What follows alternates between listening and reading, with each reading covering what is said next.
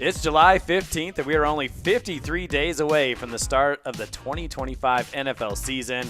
We are back here on the MHA podcast, the Mile High Affiliates podcast, where we talk fantasy football like a bunch of nerds, but we love it, and we're excited to get you ready for the new MHA season. I'm Eric Lansing, along with the usual suspects of Mikey Renault and Todd Diamond.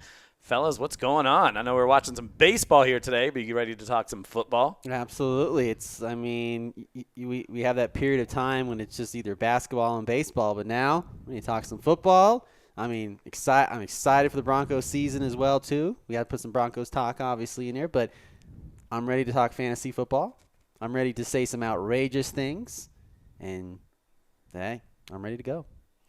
Sounds like Todd's ready to say some exciting things. Are you going to bring the boring news today? First of all, who are you calling a nerd? We're all a bunch of nerds when it comes to fantasy football. That's why we're doing it. Yeah. Why are we doing this on a Tuesday night at 10 p.m.? Yeah, no kidding. We got to get up and work tomorrow. Yeah. That's what nerds do. Yep.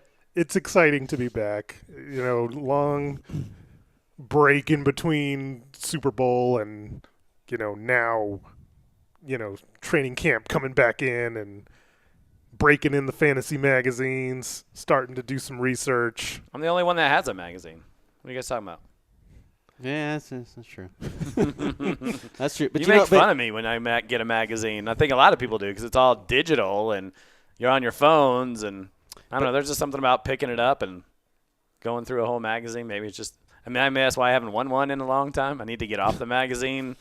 Especially, they're like double what they used to be in terms of price. Of course. But I'm making more than I was before. What's that? Double the price, less pages. Less pages. They're actually not too bad. Nostalgic. That's not Sports Illustrated, but well, it's nostalgic. That's what it is. Maybe, but there's information. Of course, there's information in there, and some of it outdated. Yeah, okay, but you just have to know that. I think it's just good to hear different opinions and thoughts from different people. So, anyway, Mikey, tell the audience what year we are in the MHA Fantasy Football League. I believe it's year 22. Well, we started in 2001, right? 2002. 2002 was our first year? Yeah. You weren't even here for that. You know what year we started? Because it's on your T-shirt because it says established in 2002. Oh, okay. All right. Honestly, I should be ashamed. You created the logo. That's why I asked you. I put you on the spot. I'm not too optimistic about what Mikey's going to bring to the table here today. Can't even figure out the year. This year is not already starting off to a great start. Is this COVID year? You're working 60 hours a week? What's going on? I mean, no. dropping the proverbial ball turnover on Mikey. I'm telling you, man, that's embarrassing right off the bat. I mean, I could tell you who the first pick was in the first year. It was Rod Smith. Because Aaron was the one. Yeah, that how picked. did Aaron do that year?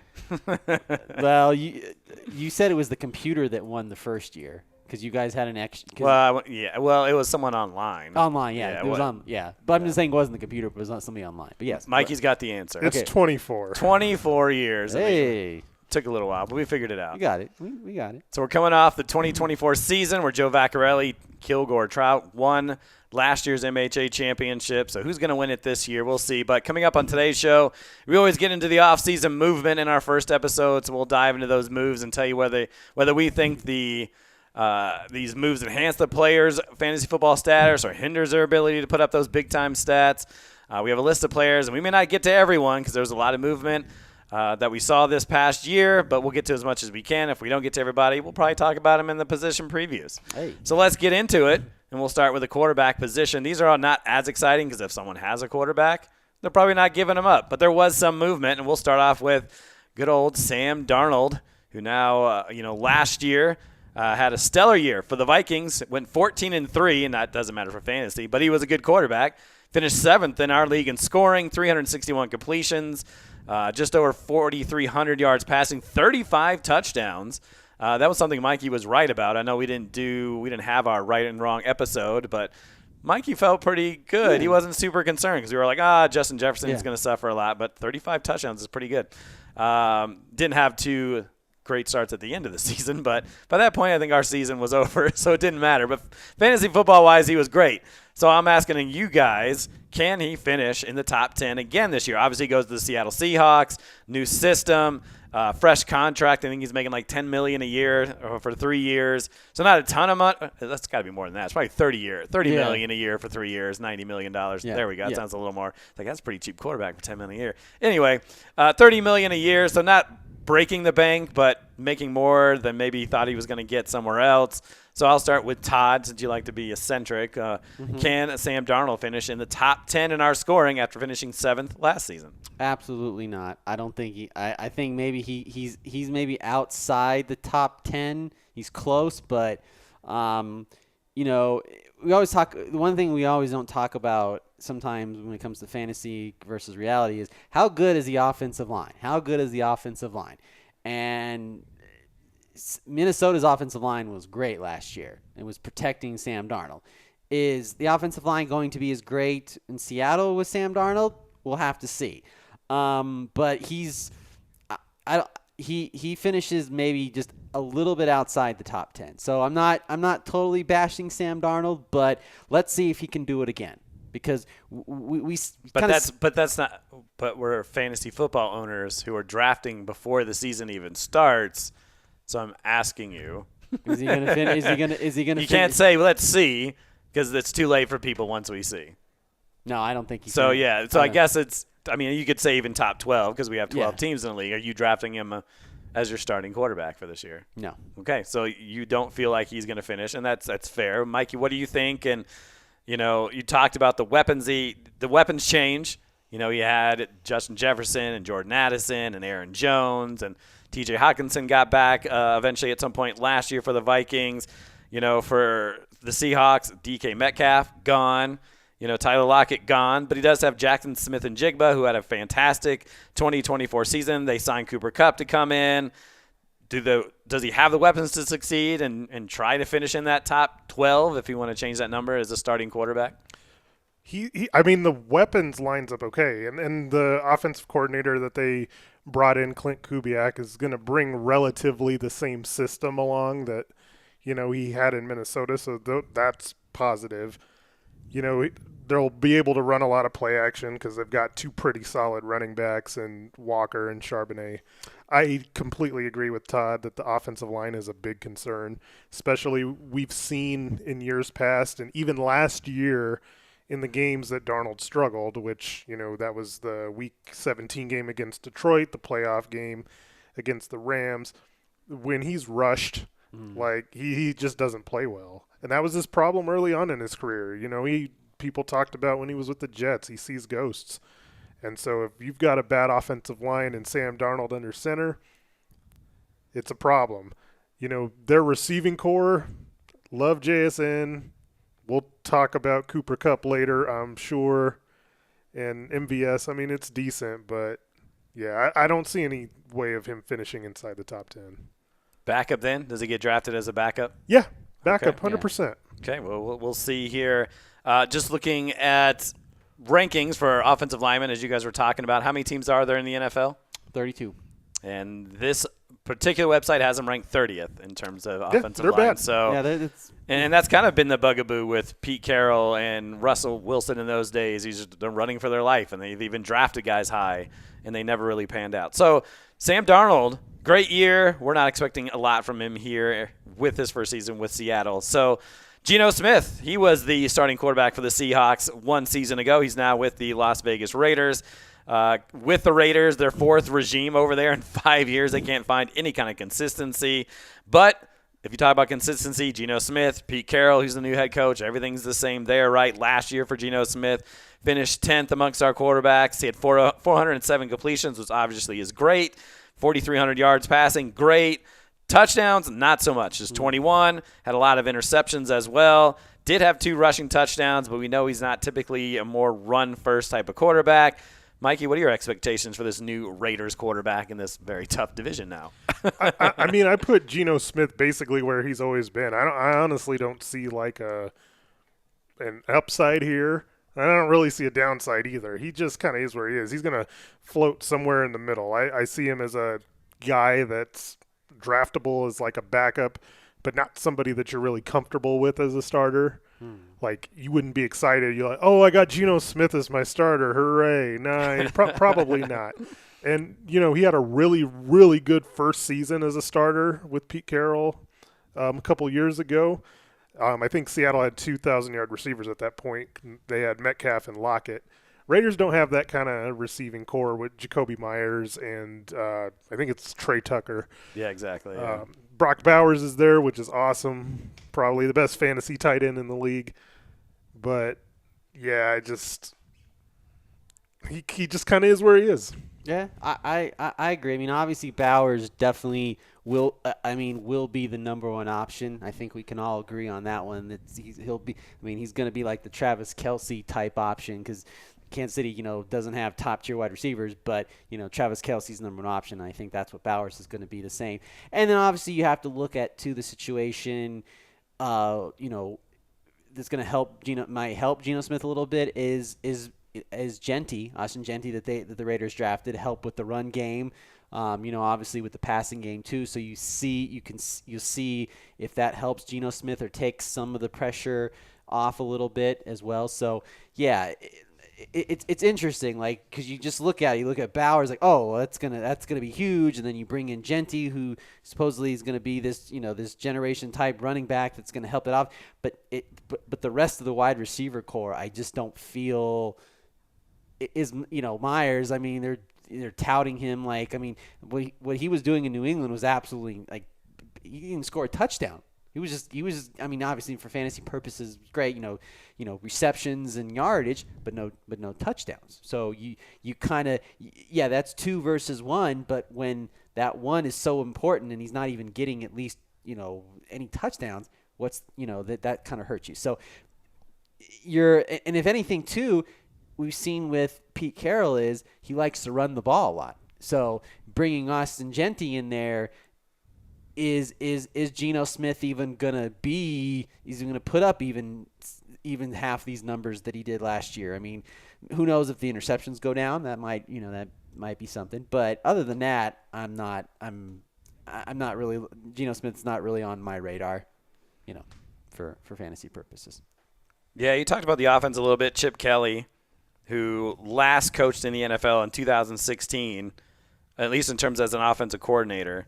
He was 31st in passing yards and 29th in pass attempts. Now, I don't know what he did in Ohio State all those years, but it seems like he wants to run the ball first. Yeah. Rather than just let it fly. And who knows? I mean, if the Raiders are a bad team, they're going to have to throw from behind, but I don't think that's where they want to be. No, and that's what I think where Gentry's probably going to come into that fold of them running the ball a little bit more too. And if Gentry can obviously, if Geno Smith can get the ball to Gentry too for receiving purposes, then besides Bowers, then that there might be something there, bye week filler or something like that. But other than that, no thank you. Well, speaking of no thank you, the next 3 quarterbacks on this list may be something we don't want to dive too deep into, with Justin Fields moving from the Steelers to the Jets, Russell Wilson from the Steelers to the Giants, Aaron Rodgers from the Jets to the Steelers. Maybe we'll talk about Aaron Rodgers just because he put up somewhat of fantasy relevant numbers. Rodgers finished 12th in scoring last year with 680 points. He played in all 17 games at 368 completions, just under 3,900 yards, 28 touchdowns, which is respectable in the NFL. He's not going to give you anything on the rushing side of things. Should we care about Aaron Rodgers over there with the Steelers now? I mean, so here's the thing. Like, normally you would say second year off Achilles, he should be better.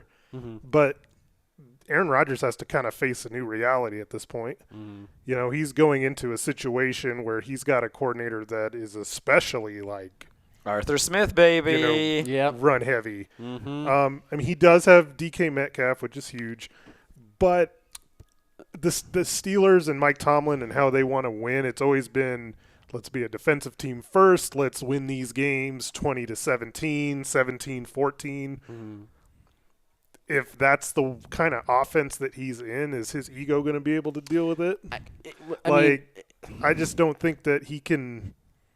It's not the same situation he's had in the past, and so I don't know like even last year, I mean, the Jets were such a bad team and they were throwing a lot late. I don't see that situation being the same. Like, I don't like Aaron Rodgers that much, like at all this year. And two, obviously we said, they got Metcalf, which is great, but then you go and trade your number 2 wide receiver away. Now, granted, Pickens was having some kind of butting heads too a little bit with the organization, which obviously was a telltale sign to why they wanted to get rid of him. But you still trade away your number 2 option. So I couldn't even, at this very moment, I couldn't tell you who's the number 2 wide receiver. And Calvin Austin the third. Calvin Austin the third. So there you go. So again, it's okay. You have Metcalf, that's great, but teams are just gonna double team him, and then 2 tight end sets. Oh dear Lord. So it's just not a good. Yeah, you bring in Aaron Rodgers. Okay, he's he great quarterback or whatever, and good quarterback in his prime and everything, but injuries and no, I just don't want to. I just don't know what they're trying to do. Signing for 1 year, but to me, I would rather if it was Aaron Rodgers versus a rookie quarterback. I think you guys know where I'm going with this answer. I'll go with a rookie quarterback. I'll go with Ward over. Well, we know you'd go Ward. Yeah, I know. Todd has a little soft spot for his Miami Hurricane quarterback. And I should go Shador over Rodgers. That's probably a little much. Well, hey, but I'm just saying I just don't. There's not a lot of upside. Yeah. And they have a terrible offensive line. Yep. They're ranked 29th. They didn't put any type of stock or it was all about Aaron Rodgers, which even came in late for them, and DK Metcalf. So, and they picked up Jonnu Smith, but I don't think it's enough for. No, I don't think we're going to see any 4,000-yard, 35 touchdown seasons from Aaron Rodgers. Do we want to talk about Justin Fields, Russell Wilson? Are these guys worth drafting at all in our league? These are, no's all around. Yeah. We're moving on. Yeah. Dart's going to be the starting quarterback in New York for the Giants. And Justin probably not right away, though. I wouldn't think so right away. Hey, it just takes a few couple games in preseason. Well, right away means week 1. Well, I'm saying in preseason. He's saying he's a rookie, so he's going to be starter week 1. I'm taking the rookies. That's what Todd is saying. Exactly, but I'm just saying if he has some good games in preseason, that's just going to he's going to start week 1. Sky's the limit. And then Justin Fields, who knows? It's just not in our league. When we're listening to podcasts or reading magazines, it's Justin Fields because he can run the ball. But that's not our league. Yeah. You can run for 1,000 yards. He finished in 2024 last year, finished 38th in points. He had 106 completions, 5 touchdowns, 1,000 yards, and had 5 rushing touchdowns, which is going to help you in those type of rushing leads, but we're not in a rushing league. You got to get completions, and he's just not going to fill that area. Is he Lamar Jackson? Absolutely not. Absolutely, because Lamar Jackson, obviously Lamar Jackson throws as well too, but he runs. But running is his running. Obviously, he's realizing running is his second option. And Justin Fields still tends to run more than he does to throw. That's the Captain Obvious of the season so far.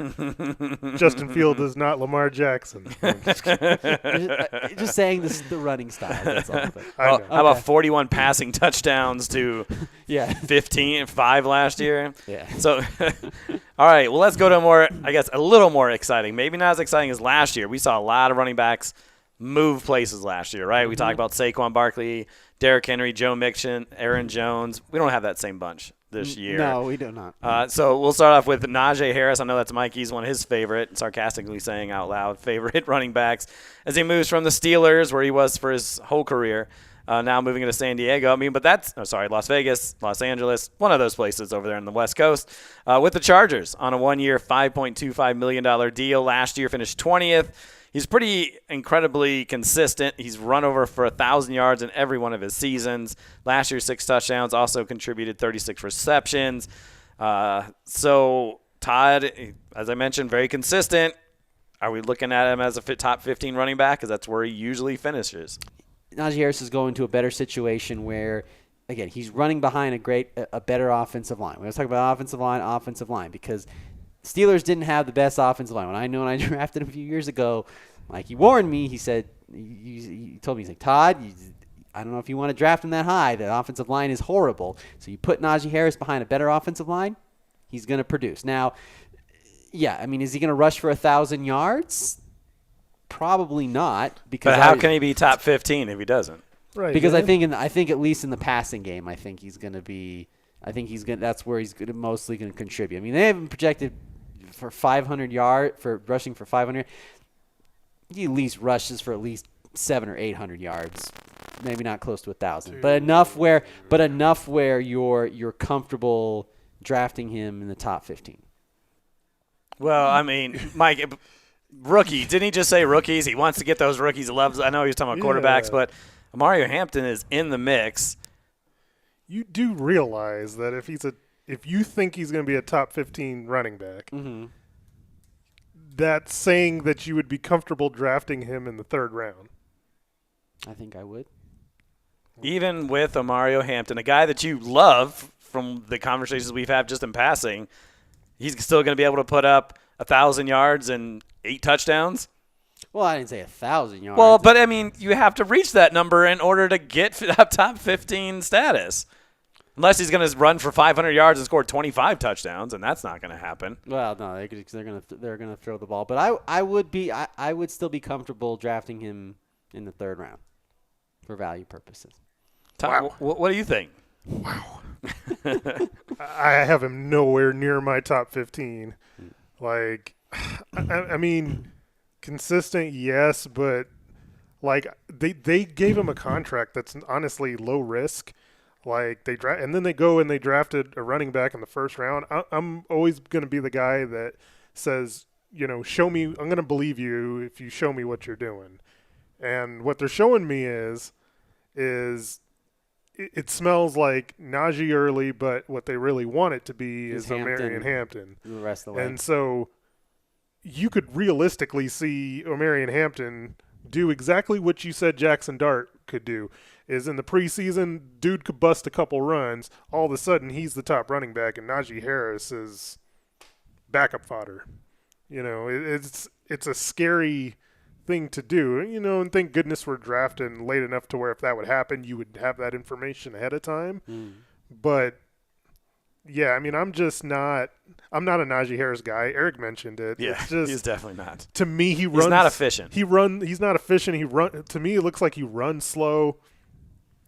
I know that, the Chargers are a team that likes to run the ball a lot. So even if it does go Hampton and Harris, like there'll be a role for Harris. But to me, he's instead of a 3rd round pick, would you have him? To me, he's like more of like a round 9 guy. That was my question initially was, would you rather have Hampton in like the 3rd or 4th round or Harris in the 10th? Yeah.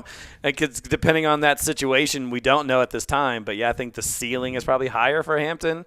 But I think, yeah, do they end up splitting at the best possible best scenario for Harris is they split? Because I think they do run enough.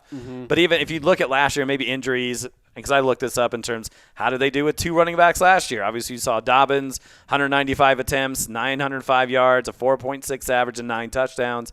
Edwards, he only got 101 attempts, so more to a 2-to-1 ratio, and 365 yards and 4 touchdowns. And he only averaged 3.6, so I think they gave a lot more to Dobbins than they probably wanted because Edwards just wasn't efficient.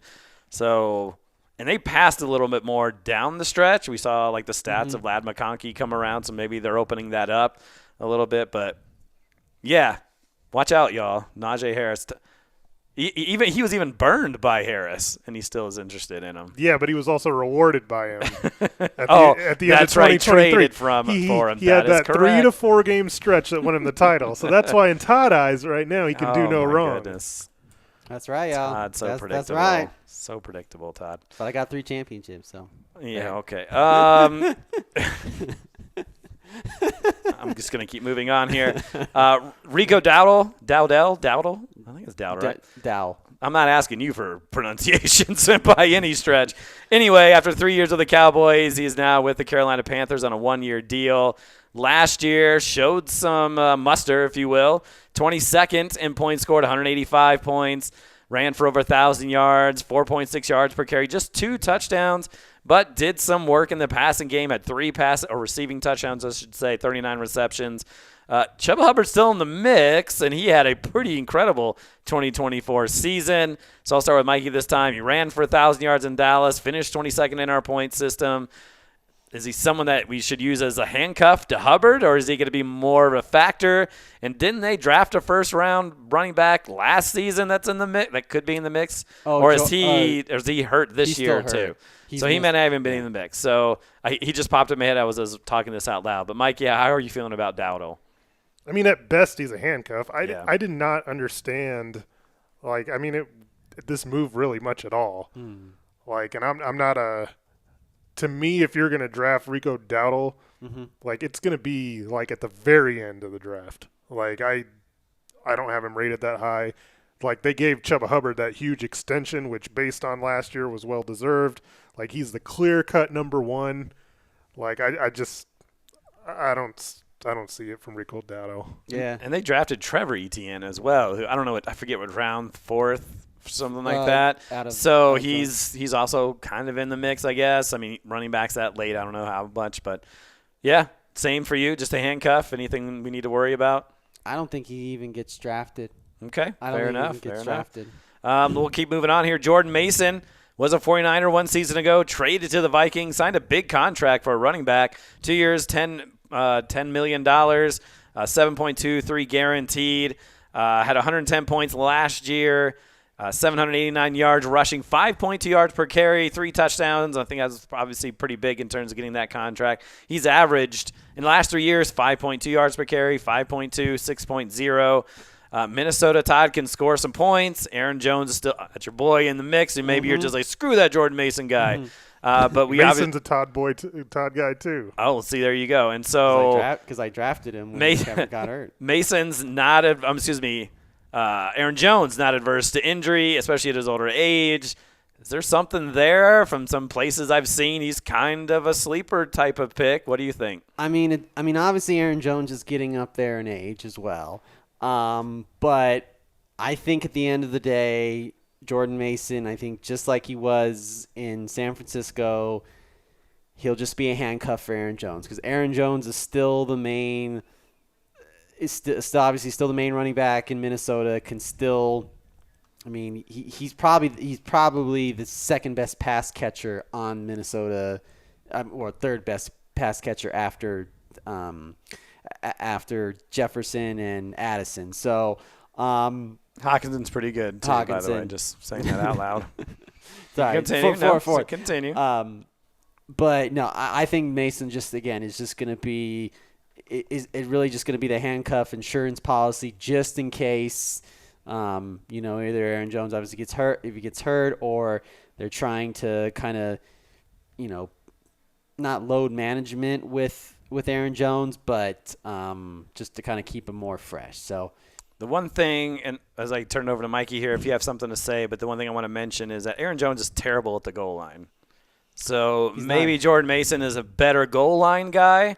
So if that ends up being the case, that steals some of those touchdowns away from your boy, and that also kind of keeps him healthy too, because you're trying to run between the tackles on some of those. And Aaron Jones is not going to beat you to the edge and get to that corner for that end zone either, to the pylon. So maybe this is something for Jordan Mason where he eats enough where it not only drops Aaron Jones lower in the mix, and he won't go that low because it's your boy and you're going to pick him whenever you're going to pick him. But maybe there is something with Jordan Mason. What do you think, Miguel? I think there is. They didn't give him cheap money. I mean, they gave him basically $6 million a year for the next 2. So, and it was somebody that they took from San Francisco, who runs pretty much that same kind of system over there as well. So there was obviously something that the coaching staff liked about him. I think we saw enough of Jordan Mason last year to know that the dude can play a little bit. At Aaron Jones's age and with some prior injury concerns, I don't think they want Aaron Jones to be like the bell cow. The bell cow, yeah. So I mean, I think there's gonna be opportunities for Mason to, in the red zone. There'll be opportunities for him in case Jones gets hurt. So yeah, I mean, he's a good sleeper. I kind of consider him to be like somebody you could pick up in round 10, and I think would be a pretty good option. Yeah, I agree with that. I agree with that. Javonte Williams goes from Denver to Dallas, 25 years old. 140 points last year, 513 yards, 4 touchdowns. Did have 52 receptions. He has 90 receptions over the last 2 years. So he's still viable in the passing game. Todd, we've seen him up close and personal. Well, we've seen a lot, obviously, as Bronco fans. Anything there? Does it excite you he's over at Dallas, and can he be fantasy worthy? I mean, we've seen the good. We've seen the bad. I mean, Miles Sanders is in the mix. Yeah, I mean, at this point, it's kind of it's. I think he starts week 1. I mean, running behind a decent offensive line. Yeah, I don't know. I just don't know because we've seen how really good Javonte can be. But then we've seen how a long time ago, I feel. Yeah, a long time. But we've seen coming off a major injury. I don't want to crap on him too much. Agreed. Yes, because major injuries definitely do change, and sometimes you're not the same. But even at times, we've seen how bad he can really be. So to me, I just don't know. I mean, you're supposed to know. I know. You're the fantasy expert here. But what I mean, what I just don't know is. Can Javonte be what he was his first 2 years and how good he was? I don't know. I mean, obviously I'm not drafting him high either. I mean, I don't think anybody is. Yeah, I mean, if anything, but he's a starting running back. He's a starting running back. But I always say too is to some degree I would rather have a running back who's in a better offense than a running back that's in. I don't want to say Dallas is a bad offense, but he doesn't know. He's got to think on it some more. I don't know I just don't know because if Javonte can be great, if he can be great, if he can be just a sliver. If I could go out and get Mila Kunis, I would do it. Yeah, exactly. I got you. I hear you. If he can be just a sliver of what he was his first 2 years with Denver, then absolutely. If I could hit a baseball, I'd be in the major leagues. Yeah, absolutely. What do you think, Miguel? I actually like him. No kidding. Wow, yeah. okay. And now is it because of the passing? He has 99 caught passes. 99 receptions the last 2 years. Sorry, go ahead. I mean, it's a big factor. This is a team that we've seen they pass to get down the field. I mean, somebody's going to get those carries. Like, Dallas is an annoying situation. It has been for the past couple of years. But, I mean, Rico Dowdle was a playable, asset last season. It's how I feel about Miles Sanders. and as But Jaden Blue and Deuce Vaughn. Jaden Blue and Deuce Vaughn, and people in Dallas love Jaden Blue because he's from Texas. But, I don't know if a pick that they made, I think he was probably like a 5th or 6th round pick, like if that's going to turn out like right away. Is that what the Dallas wants to do? No, they brought Javonte in for a reason. Like, he'll probably end up being the starter. He's not exciting from like a, electric, I want to watch this guy run the ball, but from just a sheer somebody's going to get the carries type of guy. Like, he can be somebody that you draft as a backup that maybe you can use as a utility guy. Somebody that you pick up in like round 7 or 8 and be like, okay, this is what I got to deal with. Here's what I get from the Javonte Williams stuff. Give me Dak Prescott and CeeDee Lamb. They're not going to be running the ball. I've seen enough Javonte Williams to know he's not much of anything, but someone's got to carry the ball, and someone's going to catch those outlet passes. Their coach is named Schottenheimer. Well, that's fair enough. Yeah, that's fair enough. But Javonte Williams isn't good. He's not a good running back, and he's torn his ACL since he was good, and he's been 2 years removed. I'm 3.6 yards per carry. All valid points. Give me the passing game in Dallas. Ones that I can't argue. I'm just saying that he can be a valuable asset. J.K. Dobbins, because we got to pick up the pace a little bit here. Late news. This was late. He signed with the Broncos. I think a 1-year deal. Was it $5 million, $6 million? 1 year. Not a big deal. What are our thoughts on J.K. Dobbins? Do you want him on your team? Yes, I do. But aren't you an R.J. Harvey guy? I am, but there's only so much ball that goes around. I agree, but if they can spread the ball around, then because at the end of the day, I think Dobbins does start. I mean, obviously I'm a big R.J. Harvey fan. I said that before, but I think Dobbins at least Sean Payton sees like, okay, let's see what Dobbins can start off, and then R.J. Harvey takes over the rest. Why of do you the hate rookies today?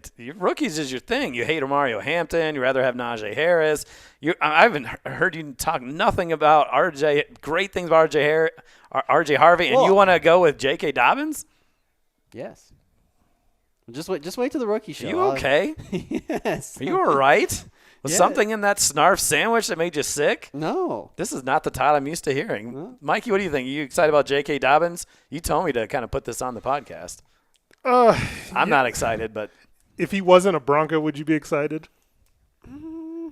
No. See, it's so predictable. Yeah. So predictable. That's all it is. So, Broncos love him. He's great. It's going to be amazing. like, honestly, like, That's why I like Javonte Williams. Because he was a Bronco for a couple of years. I'm the one that liked Javonte Williams. J.K. Dobbins, no, like, I got to look at this objectively, and I liked him better with the Chargers last year, just to be honest with you. Like, I think the plan is to eventually R.J. Harvey's the one.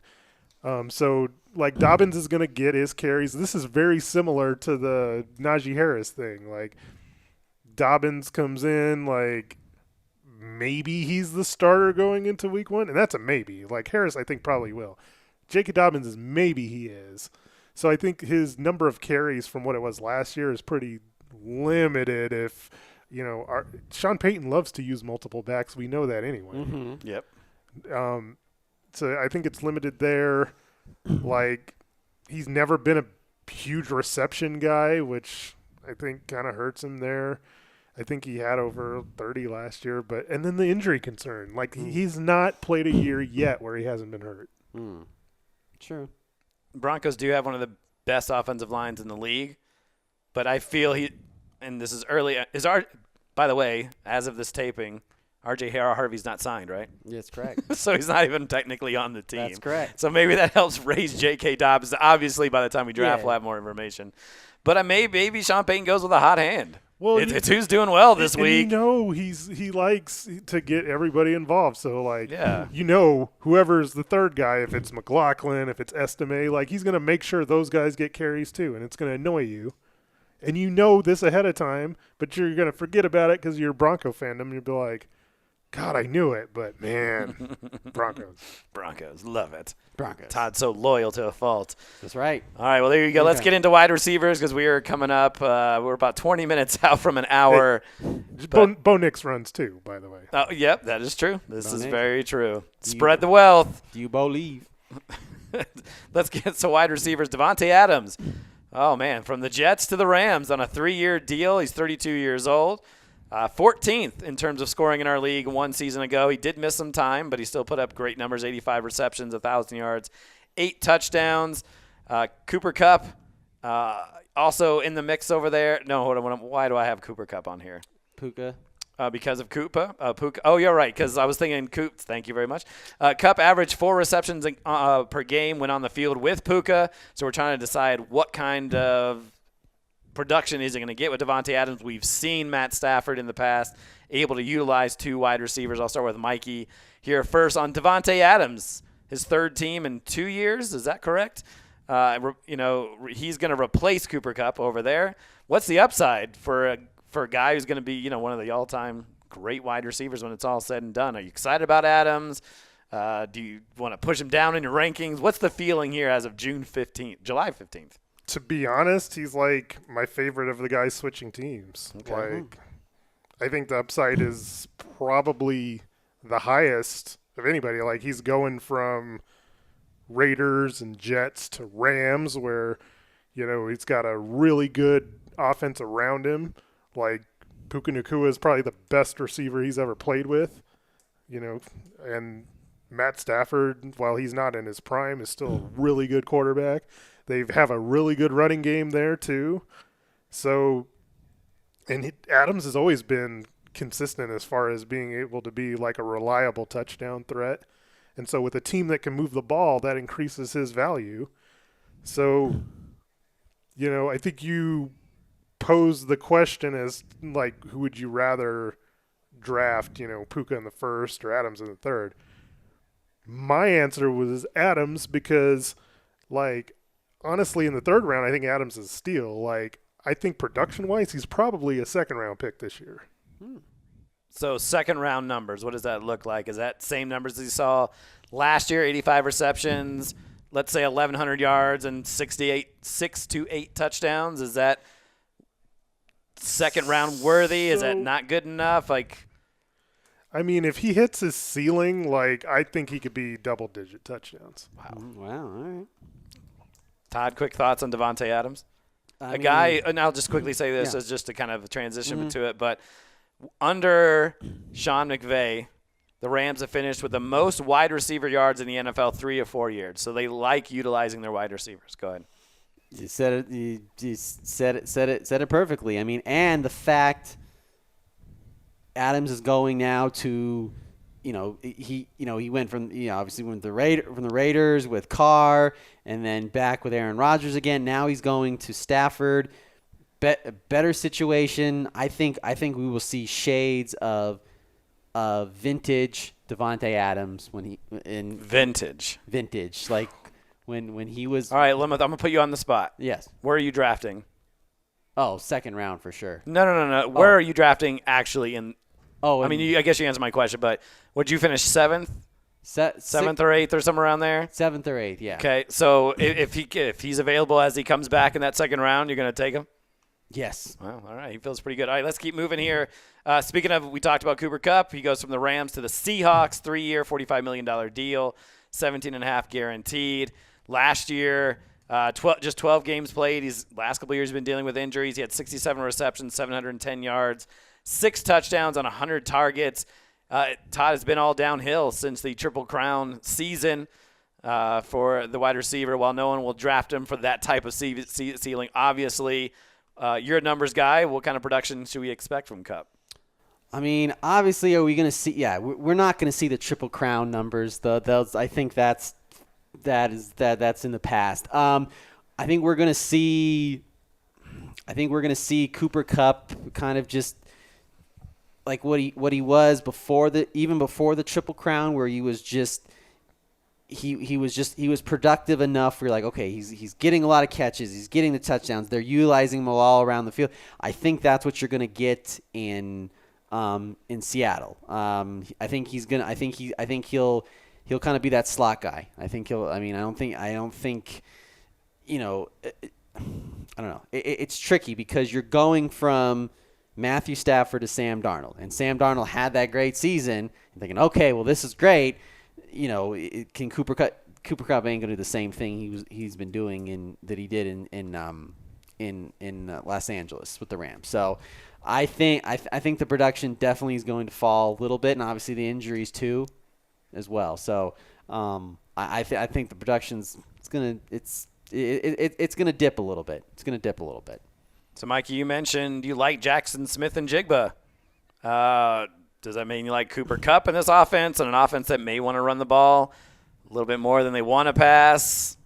It's a little bit of hat on a hat for me. It's like they're very similar receivers, like possession type, but JSN's like the number one there. And he's much younger. Yeah. Yeah, and with Kupp, with the Rams, he had built a foundation and a relationship with Sean McVay and with Matthew Stafford, where I think with all the injury concerns, most people were still willing to forgive, that injury risk. You saw it last year. He still went in the third round. Yeah. And the injury risk was the same.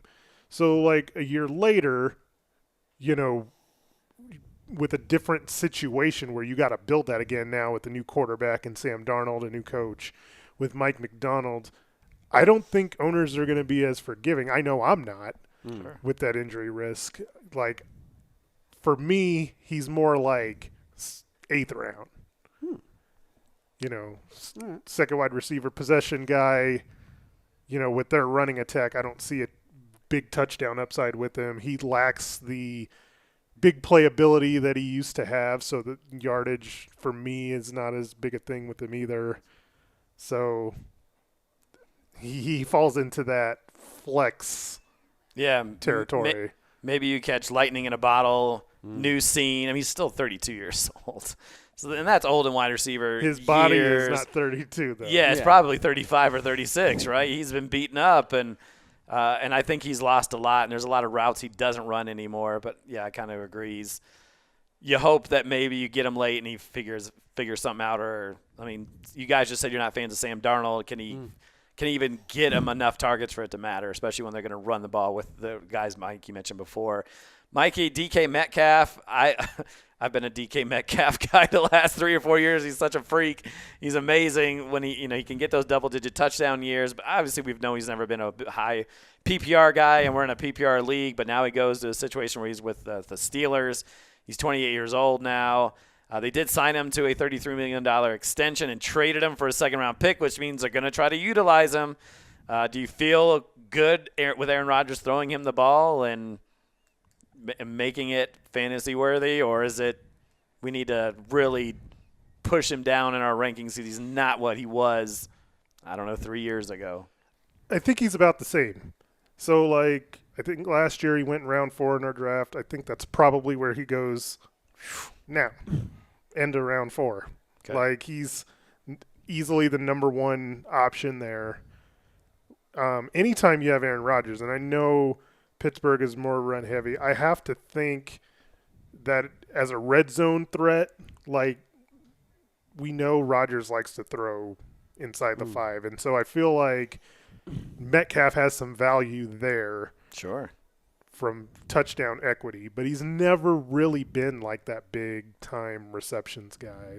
We know he's a monster receiver that can get down the field and go get balls and do that type of stuff. If he's having a good day. If he's having a good day, yes. He's having a bad day and they're not getting him to the ball. Yeah, he's a different guy. Yeah. I don't know. I feel like at the end of the day, you're going to see pretty similar numbers as you usually see from him. Yeah, we've seen Aaron Rodgers target a wide receiver and go. And last year he made Garrett Wilson, for the most part, fantasy worthy. 101 receptions, 1,100 yards, 7 touchdowns. I don't think he gets that level because Garrett Wilson is a much better wide receiver, but there's something there. You can't ignore him.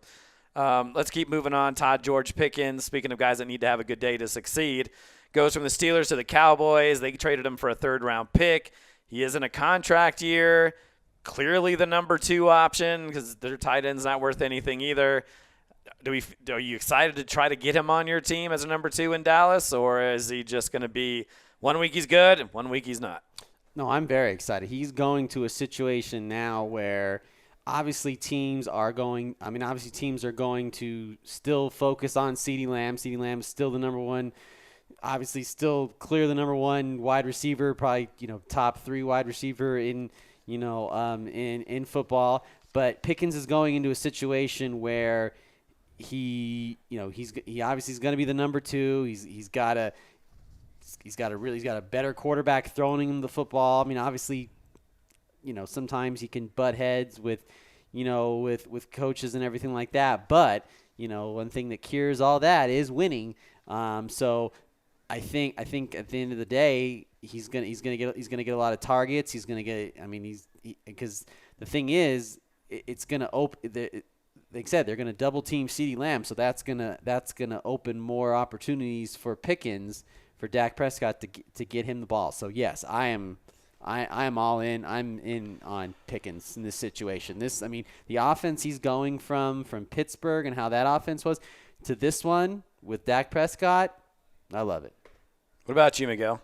You love it? Realistically, he should be better. Todd's right that the offense in Dallas is better than it is in Pittsburgh. We've seen some Brandon Cook moments, right? Yeah, I worry about the dude keeping his head on straight.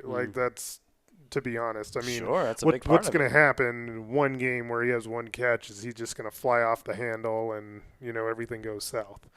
That's the thing that I always worry about with Pickens because he's such a malcontent. Always has been. And so, yeah, there's some risk involved there.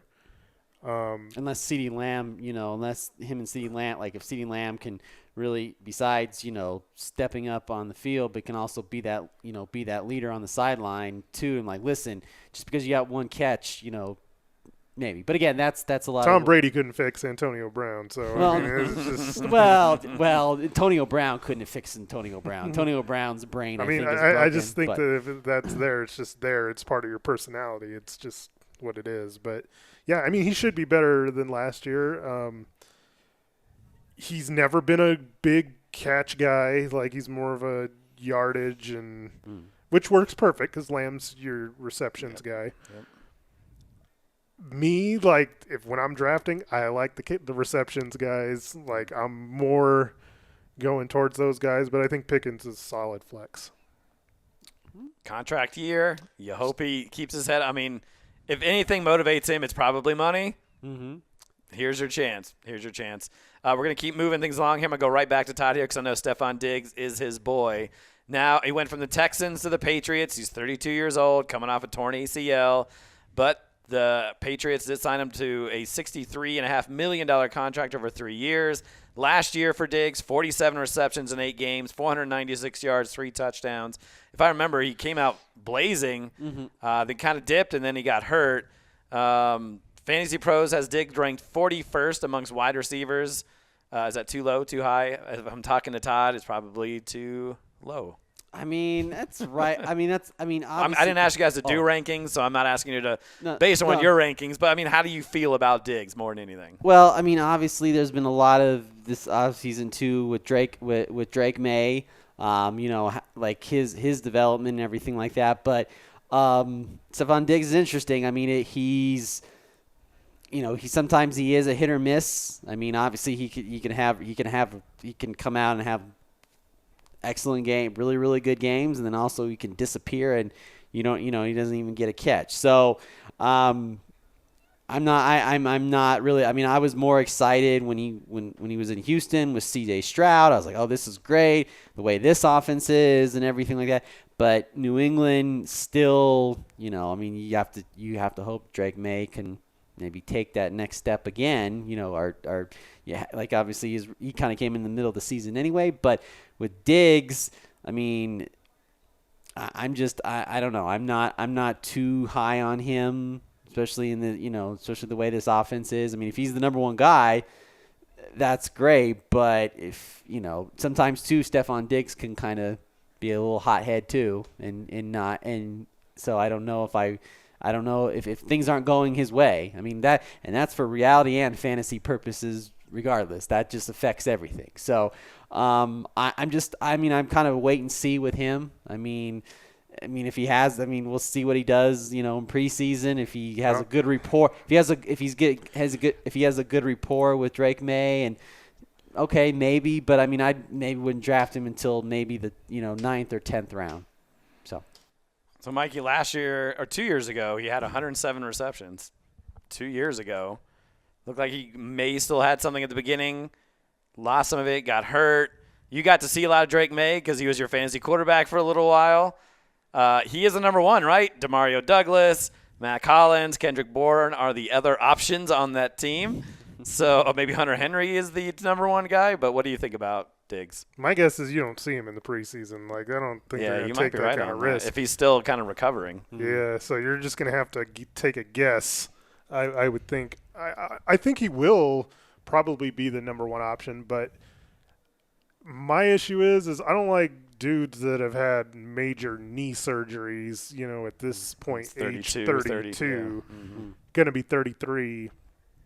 The other thing is throughout his entire career, like, he's been fortunate, like, to be honest, to play, and he's part of it, but to play in offenses that have been really good pretty much his entire career. All those years in Minnesota, then he went to Buffalo with incredible offenses with Josh Allen, then he went to Houston for a year, played, a little bit under half of it. This time, he's actually going to a team that's not, like, a really good high pass offense. And so it's going to be a different experience with him. Mike Vrabel's there, which we know he's more of a grinded out kind of coach. It's not going to be a team that has a ton of opportunities, offensively game to game. So I'm not a big fan of Diggs. Keep moving along here. Deebo Samuel traded from the 49ers to the Commanders. 29 years old, traded for a 5th-round pick.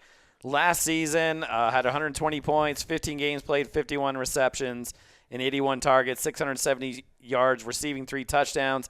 Did rush 42 times for 1 touchdown, career lows in yards per carry, 44 receiving yards per game, also career low. After having 31 touchdowns in 44 games, he only has 4 touchdowns in his last 15.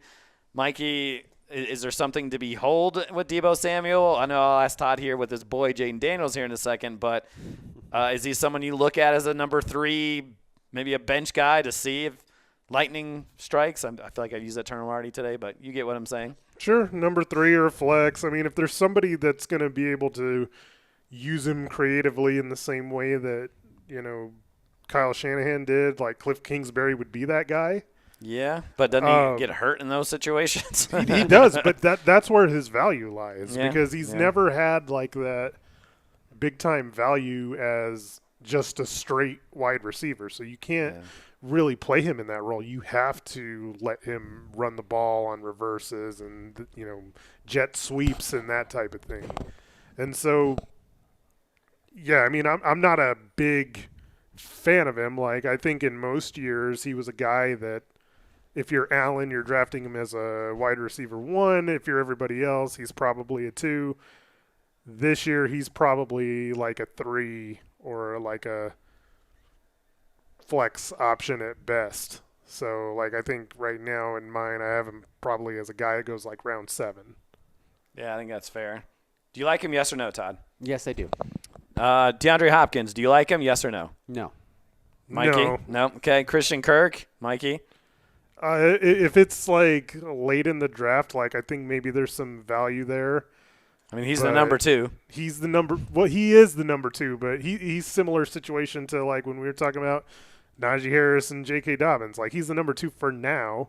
I mean, they drafted receiver in the 2nd round, so how long is he number 2? Yeah, true.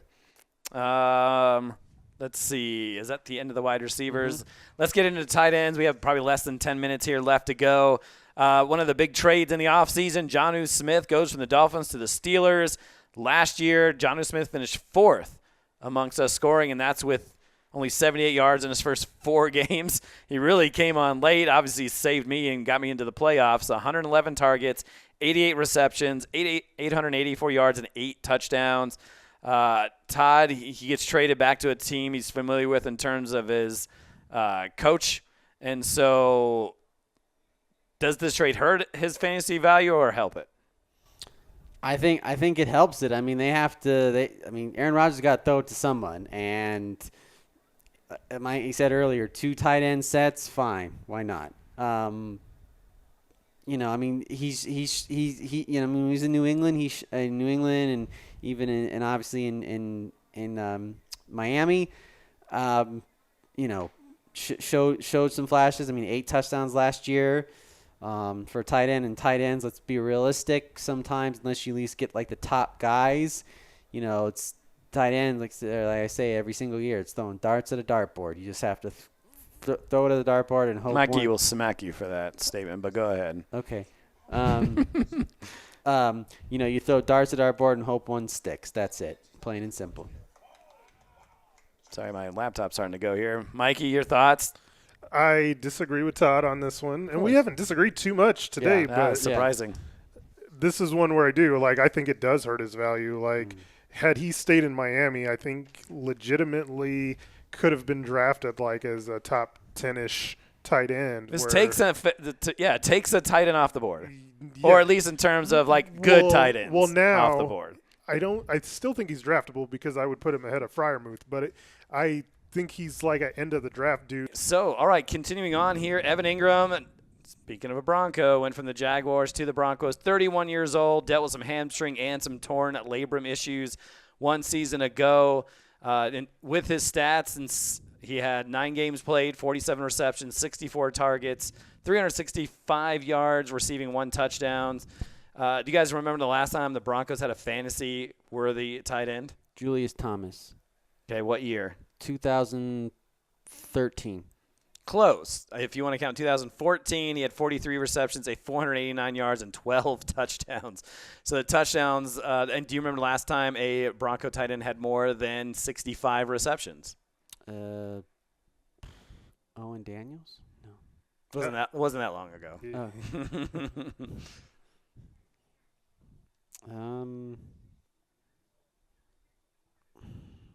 Still in the league. Had to be Noah Fant, There right? you Yeah, go. Noah Well Fant. done. Yeah. 2021, 670 yards, 4 touchdowns. And obviously just a couple years ago, we saw Mr. Evan Ingram have a big season, over 100 receiving passes. How are we feeling about him, Todd? Evan Ingram, you love him with our team. Is he going to be fantasy? Oh, is that a no? That's a yes. Oh, that's a yes. I'm sorry. Look like your head was going left and right. But go ahead. You're excited. That's a yes. Finally, we have a tight end, a tight end that's a playmaker, and I mean we don't have to worry about like tight end position for the Broncos not even being on the field. I mean you can put Evan Ingram anywhere on the field now, and I'm gonna do handstands, jumping jacks, flips, and everything. This is what we were. I mean. We were trying for so long after. I mean, was it Owen Daniels really was the last tight end that the Broncos had that was worth it? That was, excuse my language, was worth a damn. And he was. I mean, and he was, and at times too, he wasn't that good, but he was still decent enough. He was still decent enough, and we won a Super Bowl. So, go figure. Mikey, the Broncos only threw 72 passes to tight ends last year. So is that an offensive thing or was that a lack of tight end talent? Both. Okay. So this is where I have to separate Bronco fandom with fantasy football. So as a Bronco fan, I'm exhilarated, but as a fantasy football player, like I'm not doing cartwheels. He's solid.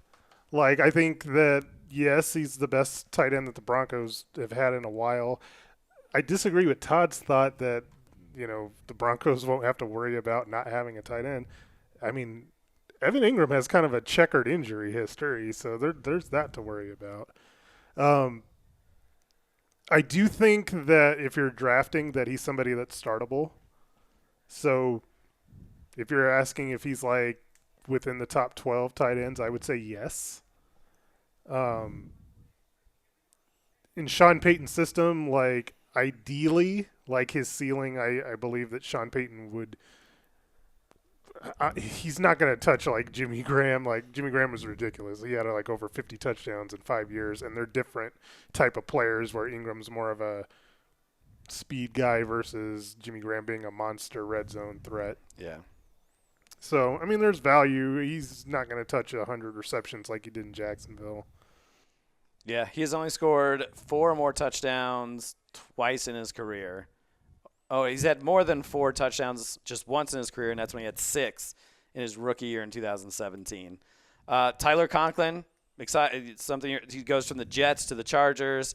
Last year, 16 games played, 51 receptions, 449 yards, 4 touchdowns. Anything there, Todd? No, I'm not. Mikey? Not draftable to me. Okay. Well, there you go. We got through most of them here today. A lot of movement in the NFL as it does every year. A couple exciting guys that we talked about. Some not. Christian Kirk, maybe something. But Tyler Conklin, not someone we're excited about. But then you have the Evan Ingrams of the world. And then we'll see how everything kind of plays out. But anything else we want to say about the movement? Ready for next week's podcast? Oh, yeah. Todd, what's going to be on next week's show? Well, we're going to talk about The position he hates the most after hearing this podcast. That's No. what makes it's going to make it so much more interesting after what happened tonight. No, rookie podcast is still my favorite podcast. If it was up to me, we would do all the podcasts, rookie podcasts. So I'm going to put that out there. But on next week's podcast, what we're going to talk about is rookies. Is Travis Hunter the Ohtani of the NFL? Is Cam Ward worthy enough to be drafted in the top 15 as a rookie quarterback? You'll just have to wait for next week's podcast. Mikey, on a scale of 1 to 10, how are you excited for the rookies? too. Like I said, usually I'm not, but there are a lot of different rookie candidates that are.